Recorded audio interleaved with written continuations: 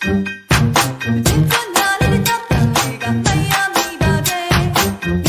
ါပါ ငါပါခမ်းမှာပဲအေးရမှာပေါ့ အဖေပေါ့ အဲစကားရိုင်းရိုင်းနေနော် အဲ့ဒါကမရတော့ ဘယ်မှာပုံစံ မင်္ဂလာပါ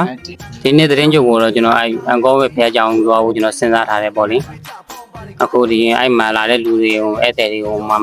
ကြာဆိုင်ငါးတွေတိုက်ရမလားဘုံလုံးကြီးပေါ်လေးကြွရမလားကျွန်တော်စဉ်းစားနေရပေါ့အဲ့ဒါပေါ့ သွားမှာ မင်္ဂလာပါ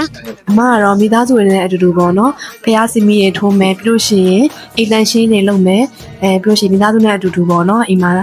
အစားအသောက်တွေလုပ်ပြီးတော့ပြင်ဆင်ပြီးတော့ပေါ့နော်အတူတူဖြတ်သန်းမယ်ပေါ့နော်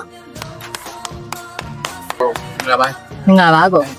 ဒီနေ့တင်နေကြမှာတော့လူကြီးတွေကိုလိုက်ခေါ်ပြီးတော့မခိုးတောင်းဖို့စီစဉ်ထားပါတယ်ကျေးဇူးပါ မင်္ဂလာပါကို မင်္ဂလာပါဒီနေ့သတင်းကြိုကတော့မိသားစုတွေနဲ့အတူပေါ့နော်ဘုရားသွားကြောင်းတက်မယ်စင်မီလေးတွေထုံးမယ်အလှူဒန်းလေးတွေလုပ်မယ်ပေါ့အဲ့လိုတော့စဉ်းစားထားပါတယ် မင်္ဂလာပါ ဟုတ်မင်္ဂလာပါ အဲဒီ ဒီသတင်းကြိုအေးရတယ်မှာပဲအေးရမှာပေါ့ ဒါပဲပေါ့ ဒါပါပဲ